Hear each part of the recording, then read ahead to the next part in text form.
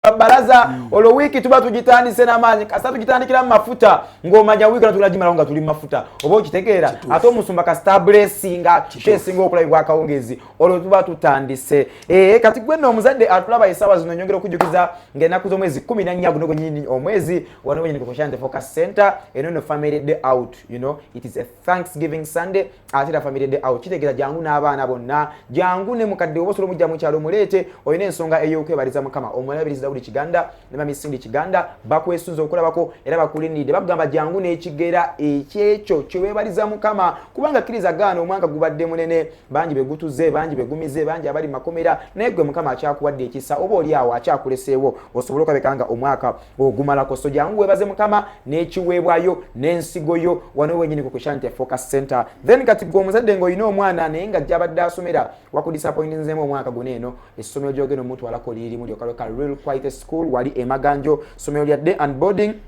likola ku baana bobwana abaana abobulenzi abasomesa bo batendeke ddala balina ne swimming lessons nti omwana ajja kuwugawugamuko alabike nga afuna akadde akasufu tajja kudanga te skin yafude nti kiki nti munange ebbugo mulitutira mu ddomu nedda ku weekend omwana ajja kuwugawugamuko nono Real Quite School basangibwa wali eri Maganjo miles mukaga ku Bombo Road ng'ove Kampala kuba ku namba z'essimu zino wammanga obukingira omwana ebifo noti 7 noti 3875 noti 7 oba noti 78 noti 95 noti 62 Real Quite School Maganjo. Alright, obuweereza bwa Pastors Network obukulembeddwa mu Pastor Charles ne Pastor Jessica Chiyaga bakwaniriza mu kusiiba kwa nnaku 3 okubanga 28 mpaka nga 3 ate olunaku olusembayo bonna abanaabeera beetabye mu kusiiba kuno bagenda beera balya ekijjulo kyawamu nga bamaliriza wamu bulungi nnyo okusiiba bakujjukiza nti Zion Pastors Prayer Mountain esangibwa Mpigi Lukalu emabega wa Lukalu Secondary School so tuukayo weetabe wamu n'okusiiba kuno n'okusaba okugenda mu maaso obereka ebintu ebitali mu by'okutula mu bulamu bwo era mukama abereka ebyamakulu era ebikulu byakola ki mu bulamu bwo at the same time bakubire ku 0745044807 oba 077241980 Zion Pastors Prayer Mountain.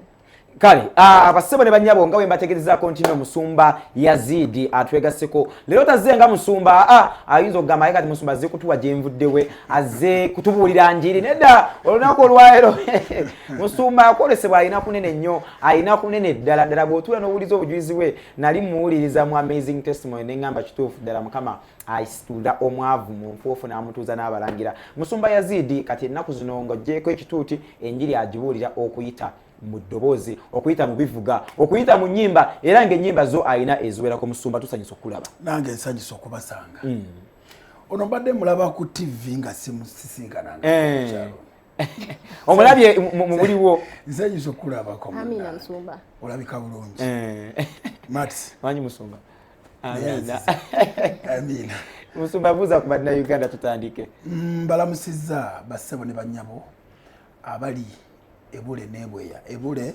doza yebitala amayanja yemitala amayanja abali ebitala amayanja abali mu Africa abali mu Asia n'abali wano ewaffe mu Uganda mu East Africa mbalamusizza mu linnya lya Mukama Yesu nze Yazidi muwanguzi gwe bayitanga nsi yaleeta amina tusanyusa okulabeka nga tukulina nange nsanyusa okubeera wano ekitiibwa kiddira Mukama kati tusooke tukizzeeyo katono nnyo emabega musumba bwe nawulira obujulizi bwo nze ng'omuntu munnamawulire nabulabira sijja bumenyera bannayuganda naye mukama gyakujje omanyiyo era n'abamu ku balabyeko nga mukama akukozesa okuva gye wali paka wootuuse ekitiibwa kiba kirina okumuddira music lwaki akyuse nnyo ensangi zino eno music compared to the music oyo gwe mwawuliranga edda nammwe nga mukula noono gwe tuyimba kati awo tujja kudda naawe ku ngoma z'oyimba ennaku zino kati naye musumba okuba vibe sooka otubwe lwaki music akyuse nnyo nga tunera ku kya vibe kino music akyuka okusinziira ku environment y'ensi engeri gyetambulamu and personalities kati nze music gwe nyimba nze kati wayinza okubeera omuntu ayimba Uganda wabeera omuntu ayimba Africa katugeze nga Fire Bongo Lutaya music we yali ayewukana nze bwe mpuliriza ennyimba za Fire Bongo Lutaya saalaba munga yeeyimba yayimbanga Africa na Uganda kati ate bw'odda ku Pastor Yazid nze nyimba nze buli muntu accordingly buli muntu environment gy'alabamu ensi naye kennyini bwe yeeraba ne Katonda byakoze mu ye music ekyo tosobola kukijjawo olw'ensonga nti kati bw'olaba basudde yayimbanga yali nabbi mu ngeri emu katugemba bwe tutyo teyali mulokole nayimbanga yalina mu music yali nabbi ng'alagula bigenda kujja byetuyitamu kati okimanyi byetuyitamu kati basudde yali yabiyimba dda kituufu basi dunia so music akyuka accordingly okusinziira ku muntu bw'alabamu ensi bwe yeerabamu ye bw'alabamu eggwanga Should we take it that it's no longer a direct message from the creator or the maker?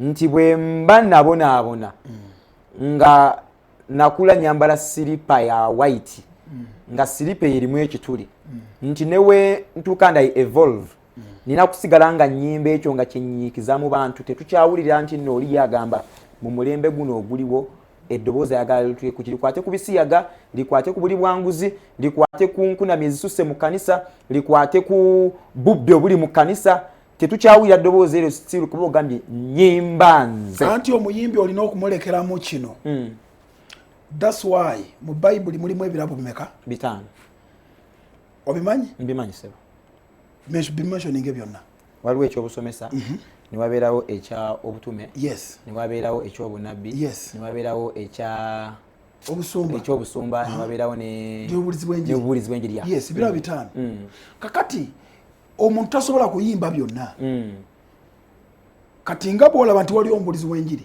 waliyo oli nga ye mubulizi wa njiri nga ne mu nnyimba ze abuulira njiri waliwo oli nga mu nnyumba ye awa testimony waliwo oli mu nnyimba ze nga musumba waliwo oli mu nnyumba ze nga musomesa ng'asomesa waliwo oli mu nnyimba ze buli muntu alina okitegeera oli asobola okusomesa bayibuli okuyita mu kuyimba nga ye nnyimba ze asomesa bayibuli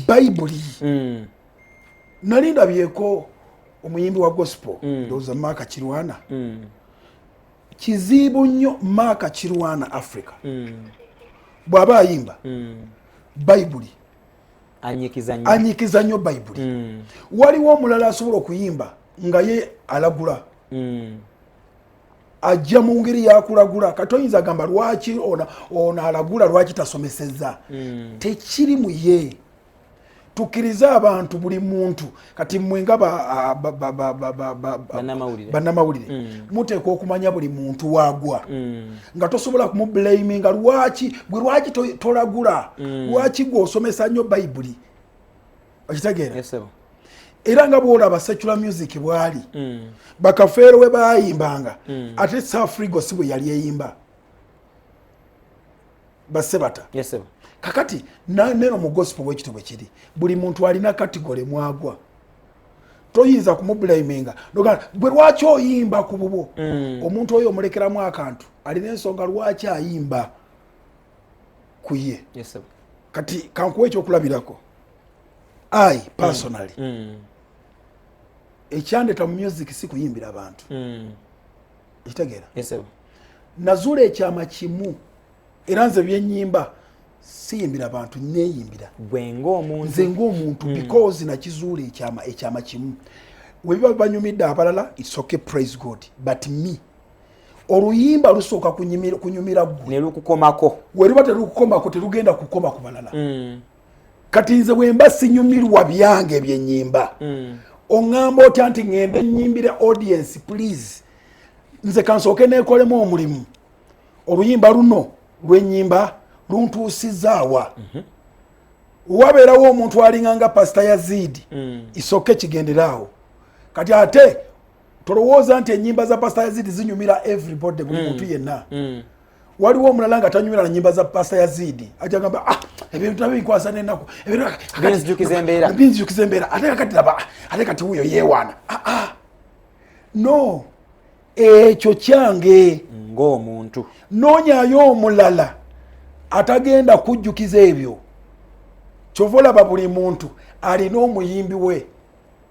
Toyinza kuyingira mu kuyimba nolowooza nti audience yonna yonna ejja kubeera ku ggwe. kyogenda giwamba. Buli muntu alina abantu be era ng'oli agamba nti zoyo bwanyimbira mpona omutima. Lwaki kiriba ekiti Musumba nti obiro bya Judith babiri nsonyi okusalamu nga yakatandika yakuba either omusamize omukatuliki omukristaayo omuki buli omu ng'ayimba Yesu beera nange ekyo tukiyite kitya? How best can we phrase that? Ekisookera ddala nga okuwagezeza ku Judith babiri kino nakimubuuza bwe namusisinkana juzi wano nali Canada nali naye nemubuuza yankima ne ku kisaawe nemugamba yaŋŋamba bw'ati ekisookera ddala sitayiro ya Judith babiri bw'agamba nti Yesu beera nange ng'olese ekigambo nti Yesu beera nange jjukira nti mu nsi buli muntu yenna lwakuba nti juzi nali njogera ne bagamba nti abantu bajjukira Katonda nga waliwo obuzibu ku mufu kati Katonda gyali mu nsi teriyo muntu kabeere musamize atamanyi nti Katonda gyali. Weewaawo. Era okumugamba nti beera nange muli akisika nnyo n'omutamiivu bw'amala okutamiira ajjukira nti naye waliyo Katonda naye ayagala Katonda abeere ki naye n'omusamize bw'atyo waliwo ennyimba nga zisobola okusika audience yonna neyogera ekintu kyekimu kati nga Yesu beera nange yes nebirayo ennyimba nga tezisobola kusika audience by'abantu bonna ng'oli yeeyimbidde byokwatako oba yeeyimbidde ku kintu kirala okitegeera. Yes, sir. Yeah. Musumba olina kyogeddeko onogamba buli muntu mu music industry alinako waagwa. Yes. Nti oluyimba lwe waluyimba lulinako audience eri specific gyerutuukako. Nomenya abatume. Yes. Nomenya aba evangelist. Omuntu ng'akola byonna kyetuyita versatility omuntu ng'ali versatile nga muyimbi yaba agwa kubanga ye ng'ayimba ku bunnabbi ng'ayimba literally nga wonna agwawo mu babulizi b'enjiri ajja afunayo oluyimba. Thank you madam. Eyo oyo abeera ng'omusumba epasita mu kanisa asobola okulagula Katonda asobola okumuwa ekisa ekyokulagula ate nga si nabbi. Epasita mu church Katonda asobola okumuwa ekisa ekyokusomesa ate nga si musomesa. Epasita mu church Katonda naye waliwo olinga kyekyo Mukama yakimuwa. That's why omusumba ono asobola okukuza ebirabo bino ebirala byonna ye nga tabirina but nga bw'owulira omusumba bw'agamba nti ekisa ne kimugwako n'akulagula tekitegeeza nti kati olwafuuse nabbi. Bannabbi gye bali naye kino kizze kati n'omuyimbi bw'atyo asobola okuyimba ku bintu ebyenjawulo naye ng'ate waliwo professional ng'asobola okukiyimbako naye kyamuweebwa nga bw'akiyimbako olaba ate ki. So oli akola byonna alina graces z'atapu. Yes, ekyo Katonda asobola okimuwa ng'asobola okuyimba ku kino n'ayimba ne ku kino n'akuyimba ku kino nga bw'olaba pasita nti omusumba ingredient eno ey'okusomesa esobola okujja naye nga si musomesa. Ekirungo kino ekyokubuulira enjiri kisobola okujja naye nga si mubulizi wa njiri. Ekyobutume kisobola okujja naye nga ate si mutume. Ate n'asomesa bw'atandika kusomesa n'asomesa bulungi. Okitegeera nga Katonda akimuwadde at the specific time okukola ekyo. Kyova olaba pasita asobola okukuza ebirabo ebirala byonna naye tekitegeeza nti ye okuyitibwa kwe kwa musomesa. Kati Musumba yamba omuntu alaba right now wogamba pastor kubanga omubulizi w'enjiri tumanyi evangelist mubulizi wanjiri. Yes. Tumanyi kati ono ye atapinga mu graces zino zonna ettaano. Anti yogenda ye musumba ye pastor. Ya. Kati omulimu gwa pastor gwennyini mweno bracket guba gutya. Kulunda endiga. But wakati nga alunda mu kulunda endiga zino ate mwe mujjira bino nti woba osumba endiga waliwo lwoteeta enjiri ng'olina okubasomesa. Waliwo lwoleeta enjiri nga yakubabuulirira. Waliwo oleeta enjiri nga erimu n'okulagula ate ng'oli pasita ekyo tekiweebwa ate omubuulizi w'enjiri tabeera nabyo byonna n'omusomesa wa bayibuli tasobola kubeera na byonna byonna naye omusumba ono asobola okubeeramu ne gundi ezo ekitali ku nabbi yabeera ku ekyo specific kubeera ku bunabbi naye ate omusumba asobola okuyingirako mu ofiisi ezo n'ayingirayoko olw'okukuza ki ebirabo by'abantu abo. Kale katusooke tuddeko ku drawing board Musumba. Yes, ebo. Ennyimba zino eno ze tuyimba mu biro bino oba olyawo tuzijja waffe ng'abaweereza tuzijjawa tuzifuna tutya? Ndowooza wandimbuuziza nti gwe ennyimba ozifuna otya? Nkirese mu bracket eno. Okay, okireke mu general bracket. Kuba n'ekibuzo ekirala ekigenda okundriving awo. Nze ndowooza bwe nti ekisooka ennyimba zino omuntu yandibadde awuliriza omuntu ow'omunda bwe kimala n'asomako ku bayibuli okitegeera ekyokubiri situation zino ze tusisinkana zisobola okuleetera oluyimba. Nze nali ngenda kuziika musumba mukwano gwange yafa mwaka guwedde bamuyita Sharifu Mika yali musumba yafuna accident n'afa yali mukwano gwange yali asumba ekkanisa bagiyita House of Liberty enantabulirirwa wali ndowooza side eyo oyo pastor yawe gyali n'ekkanisa kakati mbwe nagenda okuziika kyanuma nnyo wakati nga nvuga emmotoka twamuziika Mayuge omwoyo omutukuvu n'aleeta oluyimba mu mutima gwange nga lugamba nti yaleka obwana buto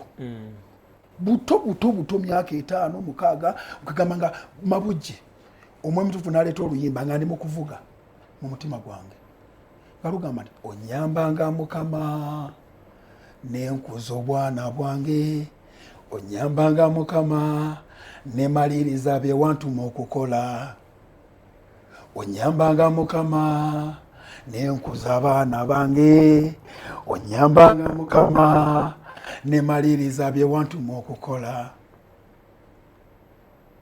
Okitegeera? Yes, sir.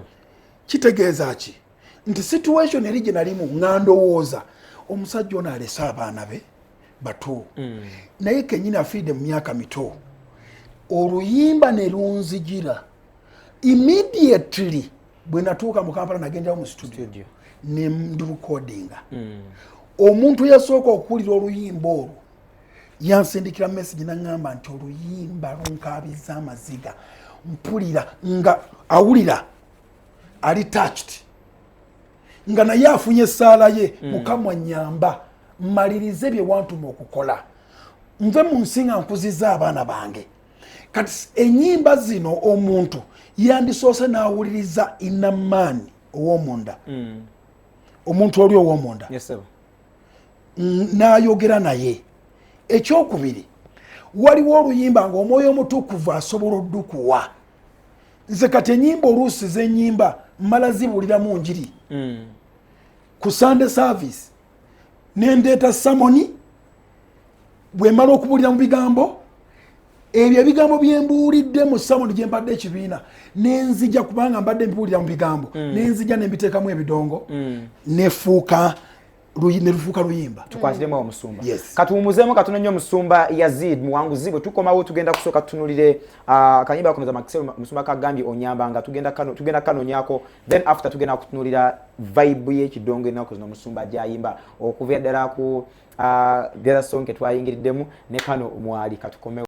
Kale Musumba Yazid akyali mu kizimbe akayimba ako onkoze bulungi bwe yakata nagezaako kugenda ku mikutu gentle okugoberera nange okusingawo ngenda okulaba comment omwana omu ya commentinga ayina waliwo siini ya Musumba nga akutte lusinzi omwana n'agamba Musumba mutubuulira enjiri naye mu ccupa omwo mulimu ki Musumba namulaba nga yeewozaako oba olyawo nga omwana alaba Musumba ayingiridde vibe ey'abavubuka abaliko kati Musumba kati yeno yeriko vibe eriko nti tulina kudda mu vibe ya kidongo n'ebigenderwako nti kati Musumba ojja musanga nga akubye ekikumba kiriya emmotoka apangise etegerekeka mu siini ateekemu kapati kakabaga ateekewo ku pure heavens baziyita n'obugirasi kale gamba ebendera nga mbaga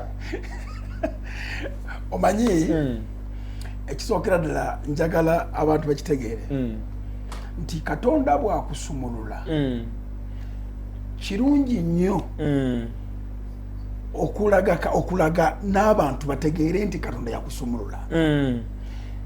Ekintu kye beewuunya mu vidiyo eyo nga tukoze pate n'emisito gy'ennyama n'eccupa ze baatalategeera era abamu baazivunula nti pasita akutte bbiya naye kituufu teyali bbiya. Abalokole baffe bamanyi basiba ku nsozi tebabiwuliranga nakeeyo.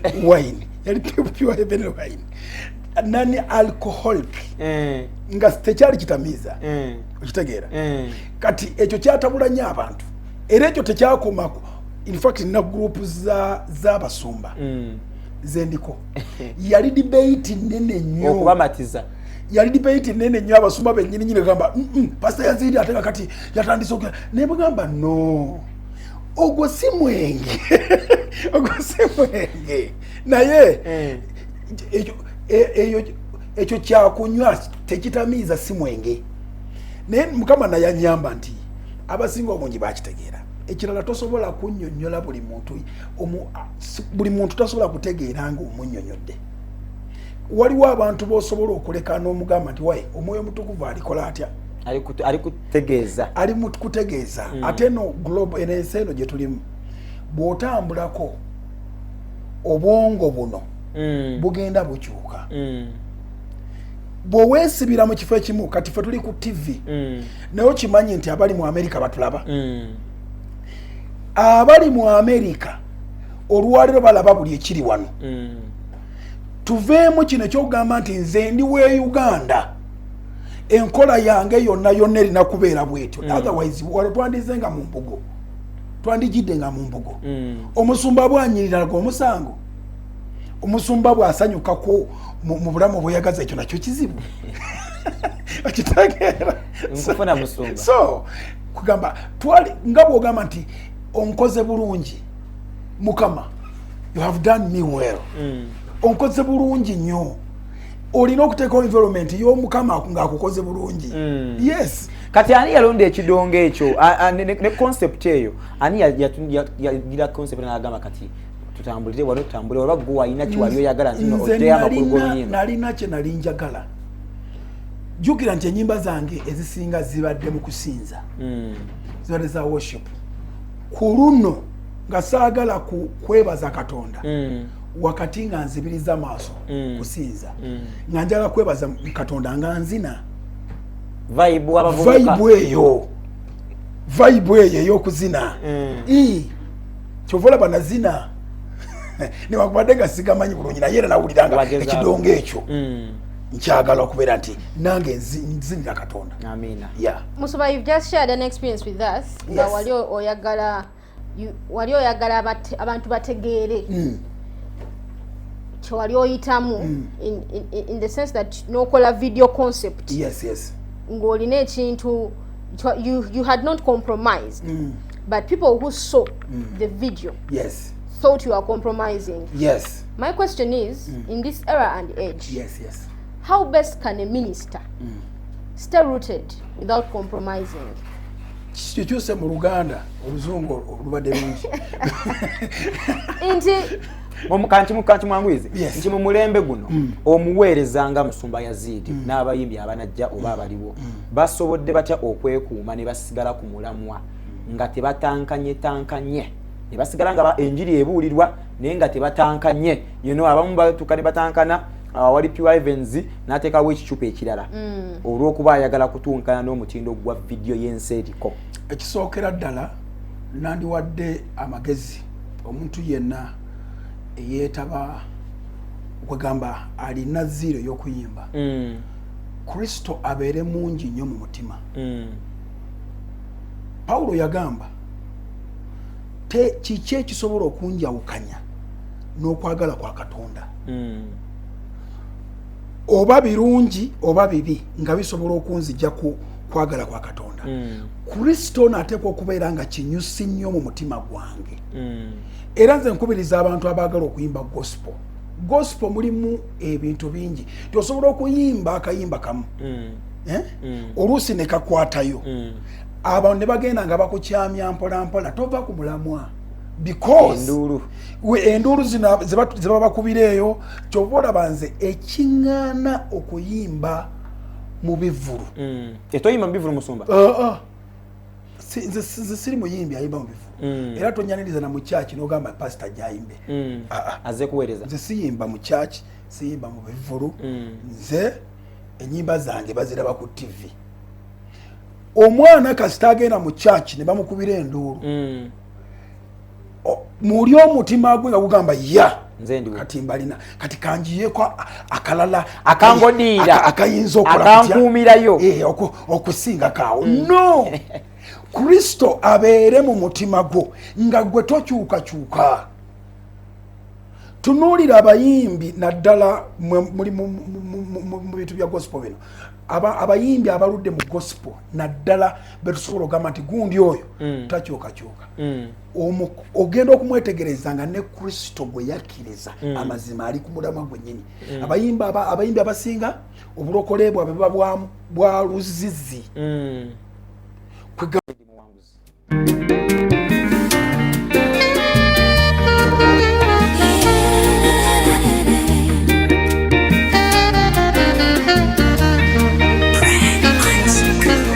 Wakete mukwano nzize esonga nzisosotole mukama kyusiza obulamu bwange agambye nti n'obubwa bukyusa leero laba ebibadde bikabya bwe baali baloga akujja mu ntaana mukama ataleka abantu be kobe mwavu nawe akusitula emirembe gikubunemune ne kasitaani nakeyo katidde mukama mwali muyato mwali munyumba mwali muliyetembe mwali mukama mwali muyato mwali munyumba mwali muliyetembe asumulula omukisa akutule njegereza kusiba akubumbabumba wenakuzaawo asomolola magenda gate atuwadde amaanyi okuwangula ffenna tuli bawanguzi ebibadde bikutya byonna bitadde mukwano guma bwaba yawonya saala obugumba nawonya naye amanya ebigenge ebyo ebintu bya sitaani nga bulimba mukwano guma mwali mukama mwali muyato mwali munyumba mwali muliyetembe mwali mukama mwali muyato mwali munyumba mwali muliyetembe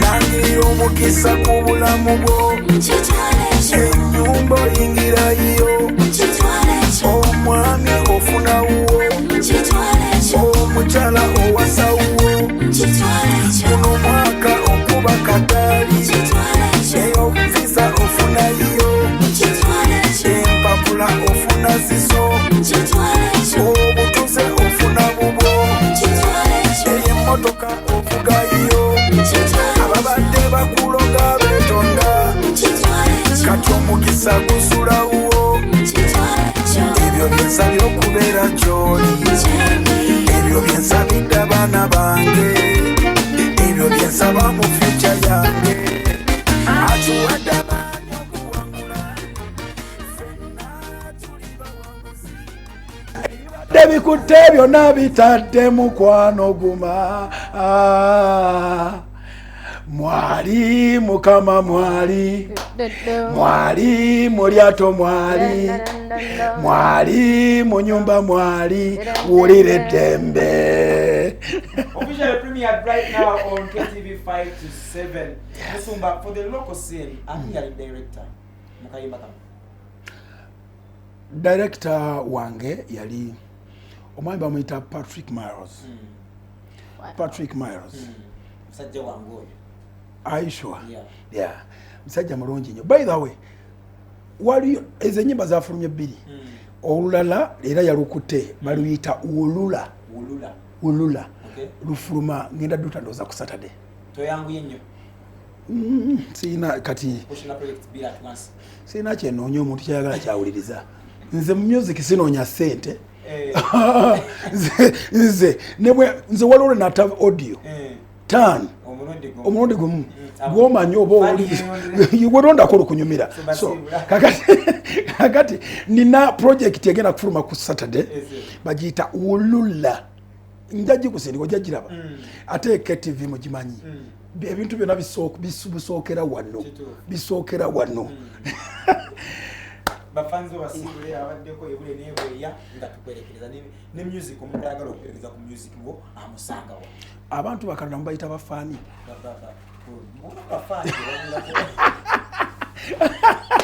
Sagala kwogera bintu by'abafaani. Naye kakati abantu bakalina mwena abatulaba.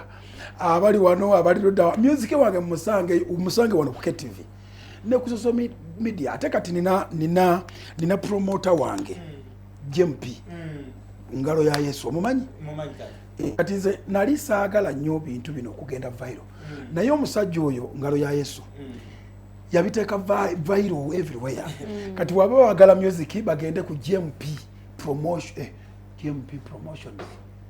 ngalo ya Yesu kyekyo kama abawo mukisa bakume. All right, it's been a beautiful experience. We had Pastor Yazid in studio. We are working with the very, very hectic crew that is making this happen, that is making us look beautiful. Basobola okusobola okulabanga tufanana bulungi nnyo ku TV. Oshitegera Sandra abadde bulungi nnyo, Alani abaddewo, Jose has also been around, and Irene. Max Saudi, MC Martin, of course. My name is Phoebe Mulonde. Until tomorrow, Premier Tuesday. Sign out. Kale.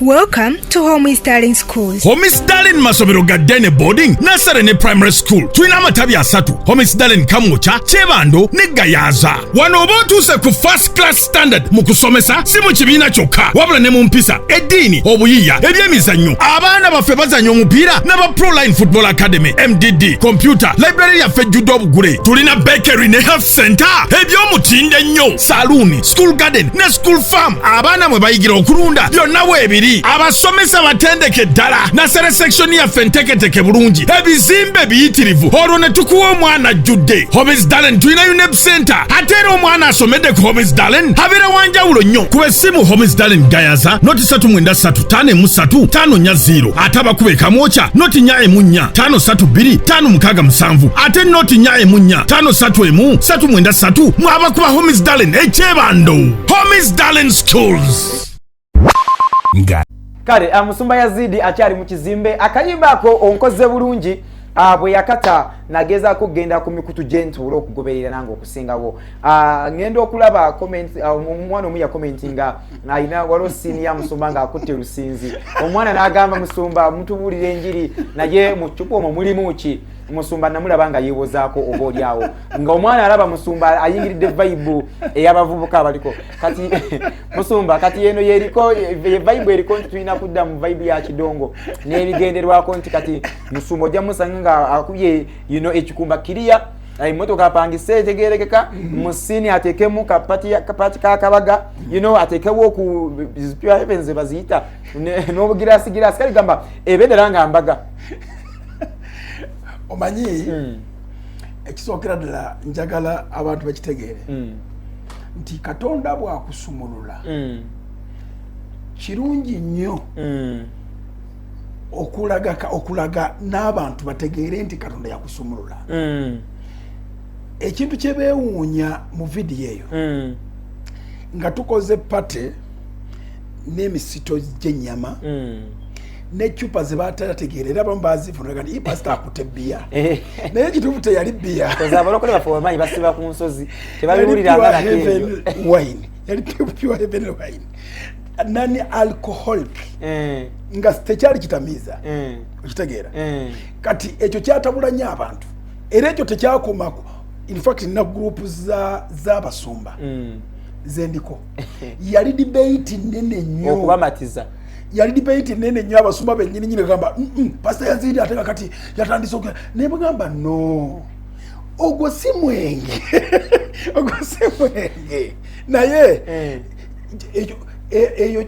ekyo kyakunywa tekitamiiza si mwenge naye Mukama naye anyamba nti abasinga obungi bakitegeera ekirala tosobola kunnyonnyola buli muntu tasobola kutegeera nga omunnyonnyodde waliwo abantu b'osobola okuleka n'omugamba nti wayi omwoyo mutukuvu alikola atya ali kutegeeza ate no global ensi eno gye tulimu bw'otambulako obwongo buno bugenda bukyuka bw'oweesibira mu kifo ekimu kati ffe tuli ku TV naye okimanyi nti abali mu Amerika batulaba abali mu Amerika olwaliro balaba buli ekiri wano tuveemu kino ekyokugamba nti nze ndi we Uganda enkola yange yonna erina kubeera bwetyo otherwise walo twandizenga mu mbugo twandijidde nga mu mbugo omusumba bwanyiriraga omusango omusumba bwasanyukako mu bulamu bweyagaza ekyo nakyo kizibu akitegeera nkufuna musumba so kugamba twali nga bwogamba nti onkoze bulungi Mukama you have done me well onkoze bulungi nnyo olina okuteeka environment y'Omukama ng'akukoze bulungi yes kati ani yalonda ekidongo ekyo ne concept eyo ani yagira concept n'agamba kati tutambulire wano tutambule waba gwe walina ki wali oyagala nti oteya amakulu g'oluyimba nalina kye nali njagala jjukira nti ennyimba zange ezisinga zibadde mu kusinza zibadde za worship ku luno nga saagala kwebaza Katonda wakati nga nzibiriza maaso kusinza nga njagala kwebaza Katonda nga nzina vibe eyo ey'okuzina kyovola banazina newakubadde nga sigamanyi bulungi naye era nawuliranga ekidongo ekyo nkyagala okubeera nti nange nzinira Katonda. Amina. Yeah. Musuba, you've just shared an experience with us. Yes. Wali oyagala abantu bategeere wali oyitamu in the sense that nokola video concept. Yes. Ng'olina ekintu you had not compromised. But people who saw the video thought you are compromising. Yes. My question is, in this era and age, yes. How best can a minister stay rooted without compromising? Kyuse mu Luganda oluzungu olubadde lungi nti kanki mwangwize nti mu mulembe guno omuweerezanga Musumba Yazidi n'abayimbi abanajja oba abaliwo basobodde batya okwekuuma ne basigala ku mulamwa nga tebatankanye ne basigala nga enjiri ebuulirwa naye nga tebatankanye abamu batuka ne batankana wali Pure Heavens n'ateekawo ekicupa ekirala olw'okuba ayagala kutunkana n'omutindo gwa vidiyo y'ensi eriko. Ekisookera ddala nandiwadde amagezi omuntu yenna eyeetaba kwegamba alina ziro y'okuyimba Kristo abeere mungi nnyo mu mutima. Pawulo yagamba kiki ekisobola okunjawukanya n'okwagala kwa Katonda oba birungi oba bibi nga bisobola okunzijja kwagala kwa Katonda. Kristo n'ateekwa okubeera nga kinyusi nnyo mu mutima gwange. Era nze nkubiriza abantu abaagala okuyimba gospel mulimu ebintu bingi tosobola okuyimba akayimba kamu oluusi ne kakwatayo abantu ne bagenda nga bakukyamya mpola tova ku mulamwa because enduulu ze baba bakubireeyo kyova olaba nze ekiŋŋaana okuyimba mu bivulu etoyimba mu bivulu musumba nze siri muyimbi ayimba mu bivulu era tonyaniriza na mu church n'ogamba pastor jayimbe aze kuweereza nze siyimba mu church siyimba mu bivulu nze enyimba zange baziraba ku TV omwana kasita agenda mu church ne bamukubira enduulu muli omutima gwe nga gugamba ya kati mbalina kati kanjiyeko akalala akangodiira akayinza akankuumirayo okusinga kaawo no Kristo abeere mu mutima gwo nga gwe tokyukakyuka. Tunuulira abayimbi naddala muli mu bintu bya gospel bino abayimbi abaludde mu gospel naddala betusobola okugamba nti gundi oyo takyukakyuka ogenda okumwetegereza nga ne Kristo gwe yakkiriza amazima ali ku mulamwa gwennyini. Abayimbi abasinga obulokole bwabwe buba bwa luzizi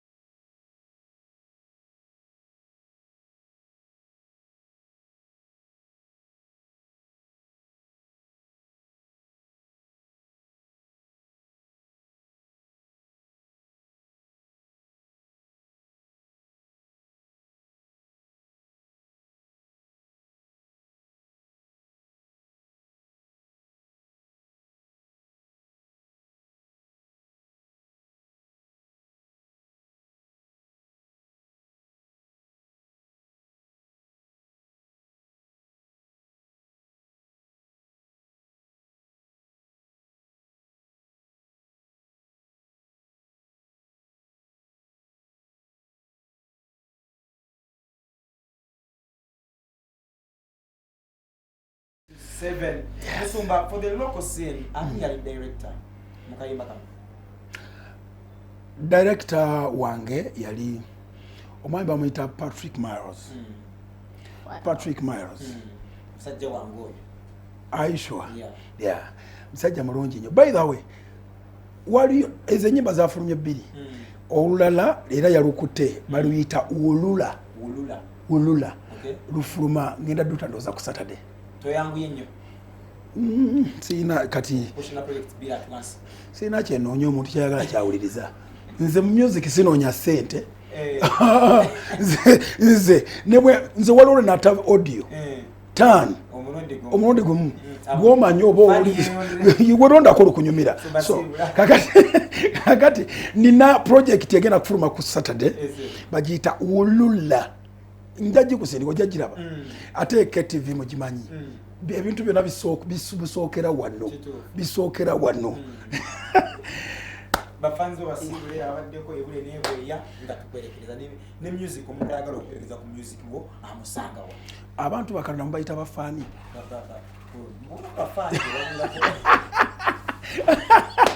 sagala kwogera bintu byabafaani naye kakati abantu bakalina mwena abatulaba abali wano abali ludda music wange musange wano ku KTV ne ku social media ate kati nina promoter wange JMP ngalo ya Yesu omumanyi kati nze nali saagala nnyo bintu bino okugenda viral naye omusajja oyo ngalo ya Yesu yabiteeka viral everywhere kati waba bagala music bagende ku JMP promotion ngalo ya Yesu kyekyo Ukama abawo mukisa abakuume All right, it's been a beautiful experience. We had Pastor Yazid in studio. We are working with the very, very hectic crew that is making this happen, that is making us look beautiful. Basobola okusobosa okulaba nga tufaanana bulungi nnyo ku TV. Okitegera Sandra abaddewo bulungi nnyo, Alan abaddewo, Jose has also been around, and Irene. Maxaudi DJ, MC Martin, of course. My name is Phoebe Mulonde.